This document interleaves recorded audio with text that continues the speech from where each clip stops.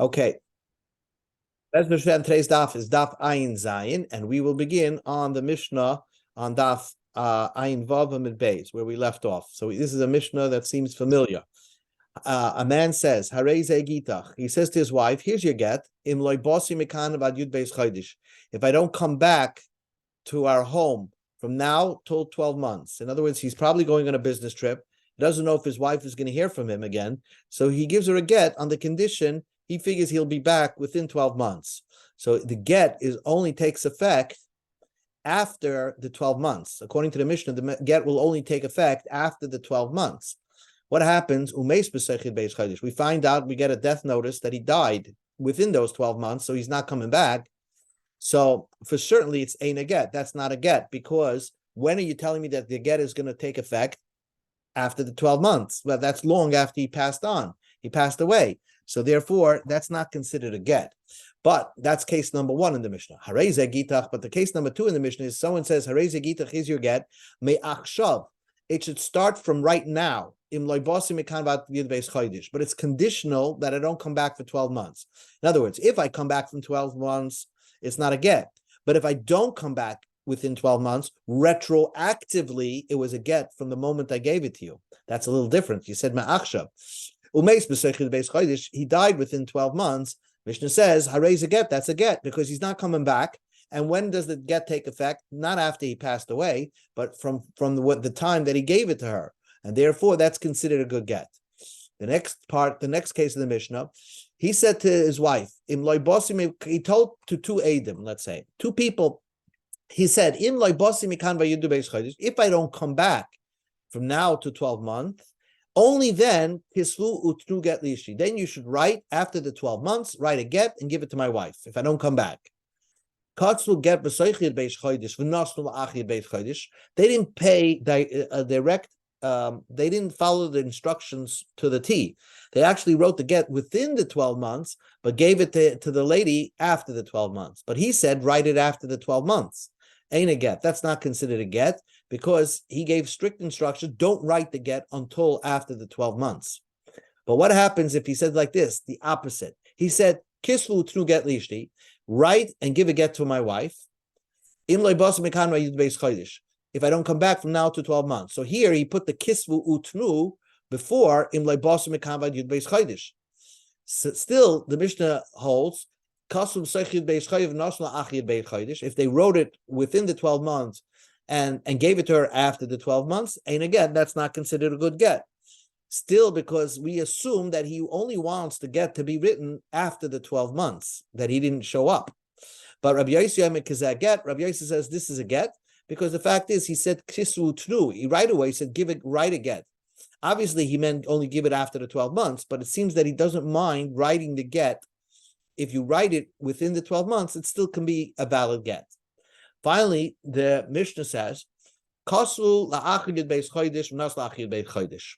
and they wrote it after the 12 months, and they gave it to her after the 12 months, but then you find out that he died after the 12 months. So, if you gave the get, and then you find out he died, of course, harei a get, it's a get. The misa kadma get, but if he died first before you had an opportunity to give it to her, so ain't a get. That's not a get, because once he dies, you can't give a get after he's dead, because ain't get lachamisa. Then ain't you do if you don't know if he died before you gave the get, or he died after you gave the get. We treat her as divorced and not divorced. We treat her as divorced, that she can never marry a Kohen, and we treat her as not divorced, that she needs a chalitza.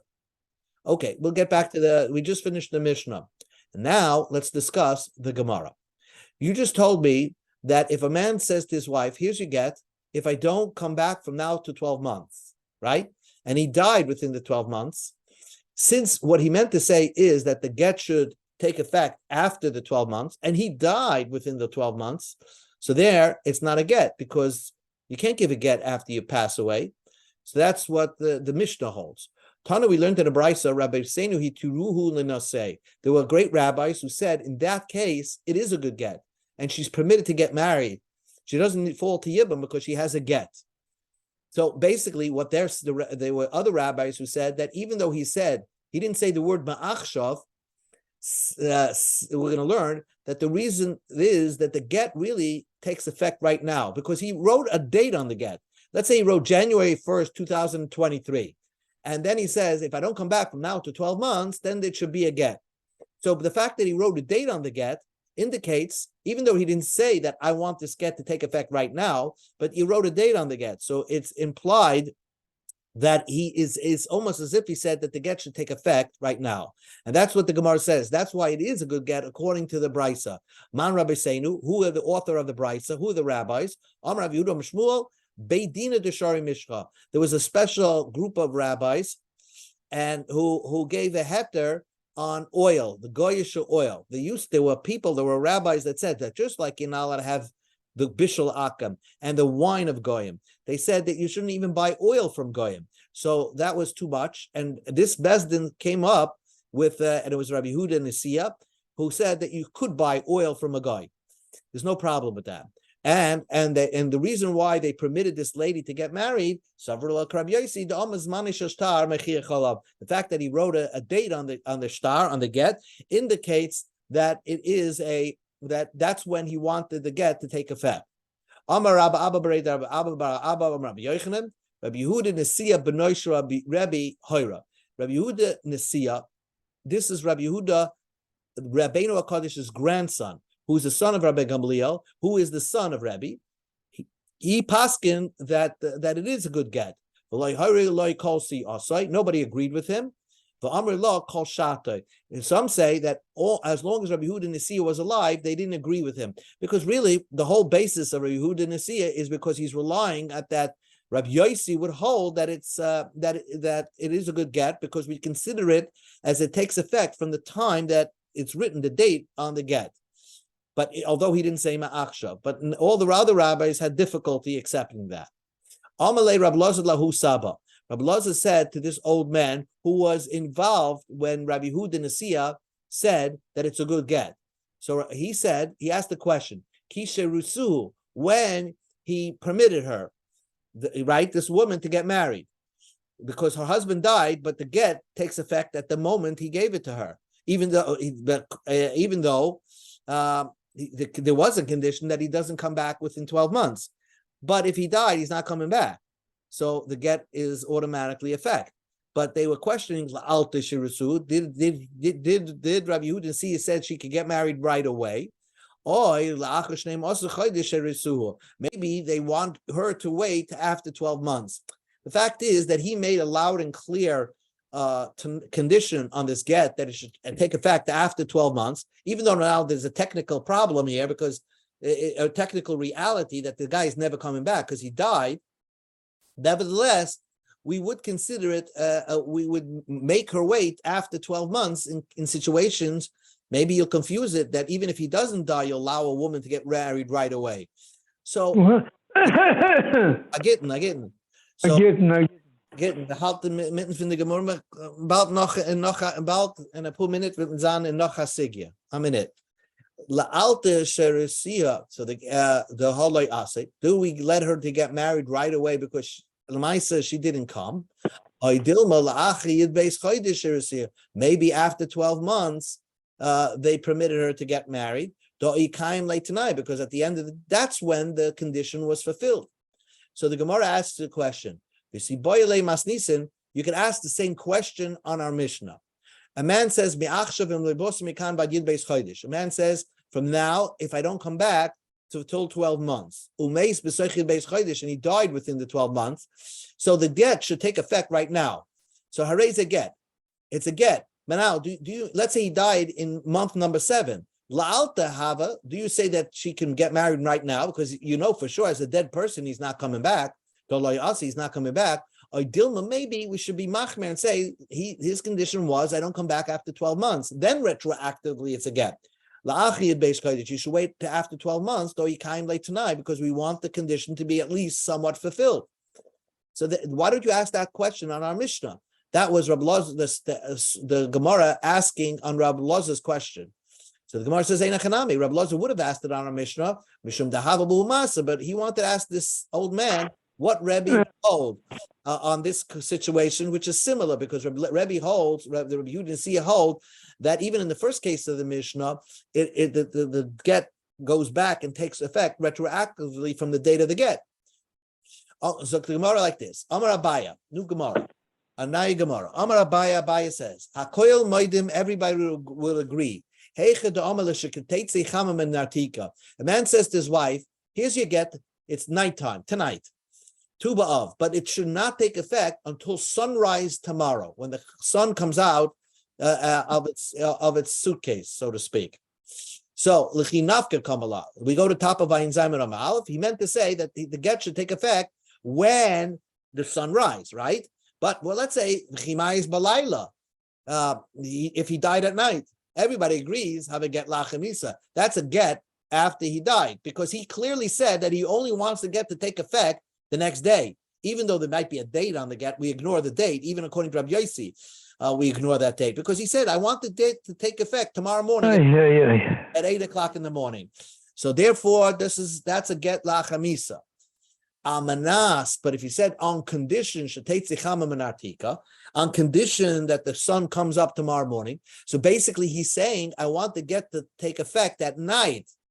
When we know that it takes effect? When sunrise tomorrow, retroactively it's going to take effect. So ma'akshav kamale, it takes effect right now, even if he dies in the night, but at the when he gave it to her, that's when it technically takes effect. Whoever says the word unconditioned, he means that it should take effect right now. What is the argument between Rabbi Yossi and Rabbanan? He says to a person that here's he get if the sun will come out tomorrow morning. Im teitze. Now the word im has a double meaning. Im means it should take effect right now, or im can mean if the sun comes up tomorrow morning, that's when it should take effect. So how do you what that is the machlekes. Mar savalak Rabbi Yossi. We said before, Rabbi Yehuda Nasiya holds like Rabbi Yossi. If you're in doubt what he meant, you look. If there's a date in the get, then you look. That clarifies it that he meant that the get should chal right now. The amash mani shatama chiyacholav v'havalei k'mayom umati. It's as if he would say, today, if I die, me'achshav imati. He wrote a date. So even though the language is not so clear, but the fact is a date here, and he's giving it to her right now, so it retroactively takes effect from the time of the date, and therefore it's a good get. But Mar Sover, our Mishnah doesn't hold like that.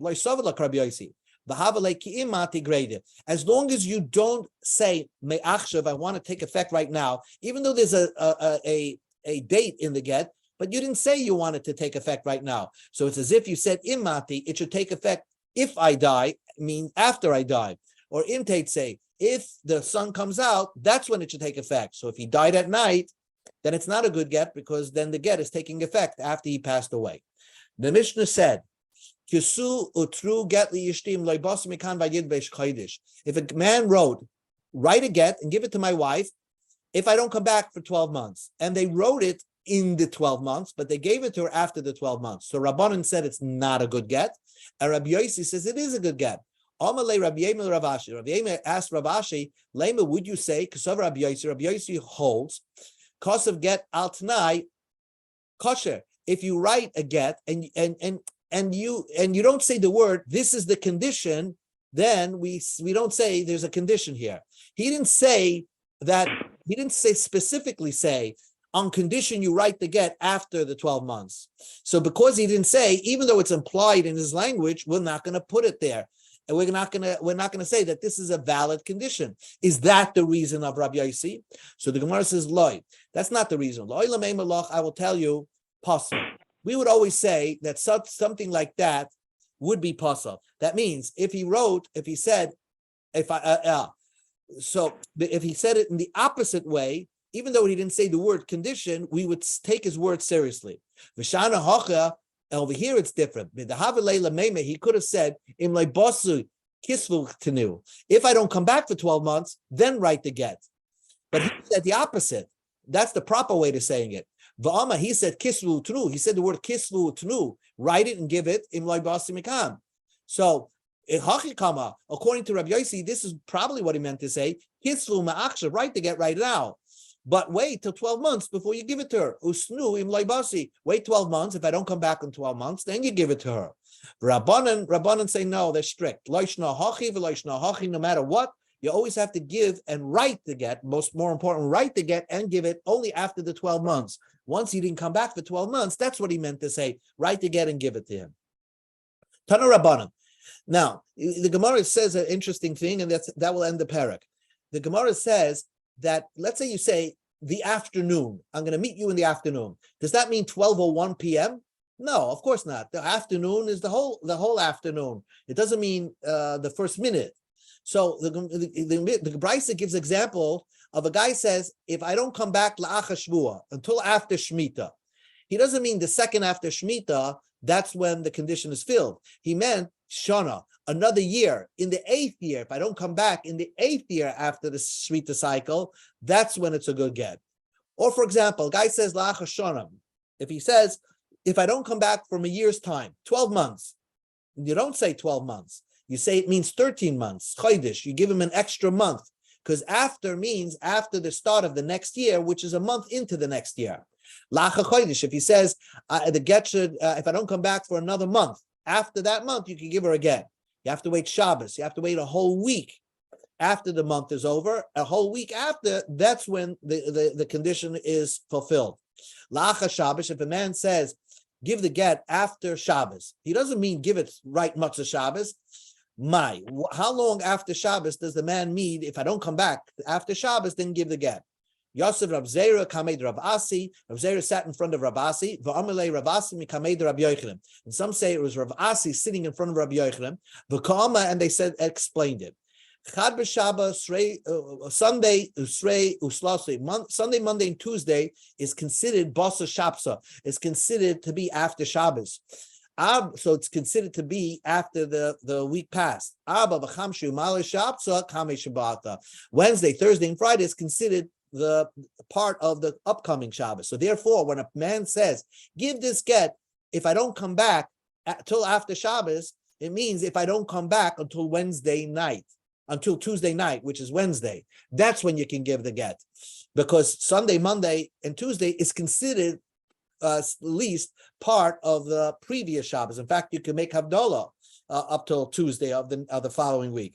So therefore, that's considered belonging to the Shabbos before. So after means the Wednesday following the Shabbos. Tanya, Rebbe said la'achal haregel after Yom Tov. How long do you wait when a person says achal haregel? Shloishim yom, 30 days. That's when you're after the Yom Tov. Nafik Reb Chia darsha mishmei de Rebbe v'kilsu. Reb Chia made the speech and said that Rebbe said achar regel means you have to wait 30 days. V'kilsu, and everybody applauded him because he was saying over a statement of a Rebbe. But then Reb Chia would sometimes make a speech and says mishmei de Rabim. He would say that everybody holds that it's shloishim yom. V'loy kilsu. People did not applaud him for that. Alma less the halacha is not like Rebbe. In other words, when Reb Chia would say Rebbe said this, everybody applauded him. Oh, you're saying a statement of Rebbe, but we don't hold of it. But when you start saying that everybody is saying that what Rebbe just said, it's not true. The halacha is not like Rebbe, and no other Rabbanim did not agree to Rebbe.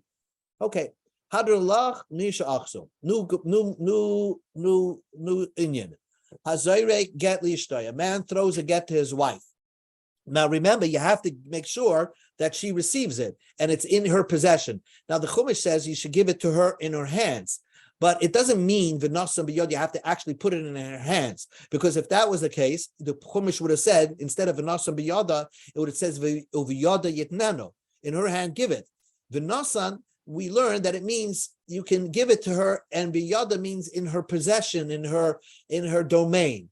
So a man throws a get to his wife, and she's in the house, or she's right by the courtyard. So it's her, she owns a house, she owns a courtyard, and you threw the get there, she's divorced. If you threw it into his house, he owns the house, or he owns the courtyard, even if he is with her in the bed, and he's with her in a bed, and he puts it on his bed, Ain't Megaresh, she's not Megareshes, because she doesn't own the house, she doesn't own his courtyard, so she's not Megareshes. But let's say if you put it into her lap, the get, or well, let's say she had a shopping bag and you put it into her shopping bag, which is laying on the floor of your house, that is considered the Mugurashes, because that's the people give the space underneath actually of that part where the bag is resting belongs to her. So that was the Mishnah said. Now, how does a woman who's married have her own property? Well, normally she could have her own property. The deed's in her name. Her father gifted it to her. But really, when she owns a property, the husband eats the rent. The husband gets the keep the payros. So the Gemara is going to deal with that problem over here, that technically she doesn't fully 100% own a property. So how could you ever give a get and make it land in her property? First, the Gemara deals with like this. How do I know? The Tanu Rabbana v'nasam yada, you have to give it to her hand. I only know that you have to give it to her hand. Gaga chatzera karpafa minayim. How do you know that if you give it to her, if you put it on her roof or her courtyard or her pen, how do you know that it's a good get? Wherever you give it to her, that's fine, as long as it's her domain and she owns the property. We learned the same thing by a crook. I would think that a ganaf is only if he lifts, let's say, lifts up an animal, and that's how he steals the animal. He's lifting a sheep with his hands. How do you know if an sheep walked into somebody else's property, and what the ganaf did was close the door of his pen, pretending that this animal belongs to him? So he didn't actually lift the animal with his hands. He's just stealing it via his property. How do you know that it works? That's, you call the ganaf like that. Wherever you find the animal, if it's stolen, the ganaf has to pay double. Utsricha, where the Mishnah says we have to stay over that by both cases, that it doesn't really mean hands by ganaf, and by get, it doesn't mean hand, it could even mean courtyard. The yash meaning get, if you can tell me by a get, you can divorce by a courtyard, mishun deval karcha, because a husband divorces his wife against her will. So maybe the Chumash says that you could divorce her against her will by giving it to her hand or putting it into her own property. Aval ganaf, the leisib al karcha, someone can't steal against his will. He has to do it willingly. I would think that the Chumash only calls a ganaf if you steal it with your hand, not if you steal it via your courtyard. So v'iyash meaning ganaf, if the Torah will only tell you by a ganaf that a courtyard is considered the yad of the ganaf, mishum de knasei rachman, because the Torah gave extra fines to the ganaf. No matter what, if he steals something, he has to be very responsible to return the whole thing, and we will not accept any type of oinus claim. He has to return the item. So therefore, any which way that he steals, the Chumash says we hold the ganaf liable. By get. Maybe the Chumash is strict that you actually have to give the get into her hand and nothing else. Tzricha, that's why I need these limudim to teach you that both by get and by ganaf, don't take it literally. You don't have to give the get into her hand, but you could actually just throw it into her own property. So the Gemara asks, what do you mean chatzera? You throw it into her property. Masha konsa isha kanabala, whatever she's going to own, automatically the husband owns. How is that possible? Amar Ablaza explained our Mishnah. Because of ladin udvarim ainli b'nechasaya. Really, you're right. Every husband really owns the property of his wife. Not that he owns the property, the deed's in her name, but the payros, the rent money from this property belongs to him. That's the deal of marrying a woman. But let's say he wrote that I don't want anything in your property. So if he writes that means he is abstaining from even having any share of the rent money, of the payros. So therefore, that means the total property, the property itself plus the profits of the property belong to her. And that's what we're talking about in our Mishnah. So the Gemara asks just a side question. If he wrote such a thing, so what? Tanya, we learned in a brisa, I believe that if you just say this property doesn't belong to me, that doesn't absolve you from owning the property. Either you gift it to somebody or you make it hefker, but just saying I don't own this property or I'm abstaining my ownership of this property is not enough. So how does it work? The Gemara is just asking, just by writing that statement, the husband has no right in the property. Normally, that doesn't work. Rabbi Yana explained, because of lava arusa, you wrote it when you just got engaged with her. When you just got engaged to her, you weren't eating the fruits. This was a potential property that belongs to her, that if you're going to go to the chuppah with this lady, you're going to eat the fruits. And before you married her, you said, I don't want, when I'm going to get it, I'm abstaining from taking ownership of the fruits of this property. Rav Kahana said that normally something that didn't come into this world, that didn't exist, you can't say, I'm not going to own it yet. For example, I can't say anybody whose father who's supposed to get an inheritance cannot say, oh, when my father dies, I'm not accepting one dime of the inheritance. That's impossible. You can't say that. First of all, it's davar shalai bala olam. So how does something like this work? Because that is medaraisa, a person inherits his father. But here, this was gift that a man would eat. His wife's property gets the fruits, is a din d'rabbanan. And a person could say, I don't want to have, the rabbis, do me a favor, don't give me ownership. I don't want to have payers of this property, and it would take effect. That means, if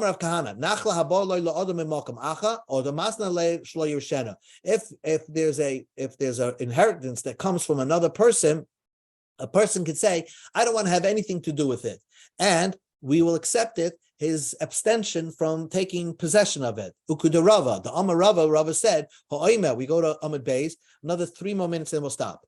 A man says, I don't want the rabbis to give me anything that I don't want. And I'll give you an example. Shamin, we listen to him. So therefore, this whole takana, that a man that marries a woman and goes to the chuppah with the woman, even though she owns the property, he gets the right to eat nichse melug. He gets the right to own the fruits and eat from the fruits. But if he says while she's engaged, when we're going to get married, no, honey, I don't want anything from your rent money. He wants to display his love. He didn't marry for money, so he says, I don't want that. So then really that he doesn't have a right to the rent money, and the property totally belongs to her. It's such a property that the Mishnah is discussing that totally belongs to her. He has nothing to do with that property. My Rav Huna Amarav, like Rav Huna Amarav. The Rav Huna Rav gave an example of when you don't want the takanas chachamim, you have a right to abstain from that. Normally, a woman gets mezainas from her husband. Husband has to give mezainas, food, but if she has a job, she has to give the wages to her husband. But let's say she's making such a big salary, and that was to benefit her because most women didn't make enough money to sustain themselves. But if this is a special woman that makes a lot of money, she can say, a woman can say to her husband, I don't need your food and don't take my salary. So in that case, Chachamim gave the right for a woman to say, the same thing over here. A man could say, I don't want my wife's property, and we'll listen to him. And he doesn't own it, and she totally owns it. So the Gemara says like this, another few more lines. Rava says like this. The problem is that the Gemara's question is, how could a woman ever own a property 100% by herself, where the husband can throw the get into that property? So Rava gives an idea and says, really, you're right. Every property, really, the husband has the right to eat the peiros. But when the husband is deciding to divorce her, at that moment, when he throws the get into that property, it happens simultaneously that the property belongs 100% to her. And that's called Gita v'yadei bain kechad. So first, Rava says, Ati yada milila kana labal. First, Rava says, even every hand that you give the get to a wife, doesn't a man own his wife's hand? Elagita v'yada bain kechad. You always say that when you give the get to your wife, she now takes ownership of her hand. At the same time, when you throw the get into her courtyard, it really, now she takes 100% ownership of the courtyard. At the same time, she can acquire her get. On one more line, Amalei Ravina Ravashi Rava Yad Isha Kakashile. What do you mean that the hand of the Isha, the hand of a woman, belongs to her husband? Need the Kanile Lamaisiadel, Yad the Gufa Mikanile. Doesn't you true that a man owns the wages of his wife, but he doesn't really own the hand of his wife. I never have a problem with a man giving a get to his wife's hand. His wife's hand really belongs to his wife, never belonged to the husband. So Rava said the final thing is I have a question of when you write a get to free your slave. Everybody sees that the slave hand totally belongs to the owner. And through a person could give a get to could free a slave if the slave himself could accept the freedom. Yad evet yad rabbi, but every slave's hand belongs to the master. So how are you ever going to free your slave by giving a get into his hand, a freedom star into his hand? The hand belongs to the owner. So he's not giving it anything that in a property, in an area that totally belongs to the slave. So what must you say? It happens at the same time. He gets ownership of the hand and the get at the same time. Same thing over here. And that's the end where we'll stop. That means when you divorce your wife, and she has a deed to a property, and you are eating the rent money or the fruits of that property, but you could still throw the get into that property, because at the same time that you throw the get into that property reverts 100% to her, and she owns the property, and therefore she could acquire the get, and that would be enough for divorcing his wife. So that's how we explain the Mishnah. Okay, we'll stop over.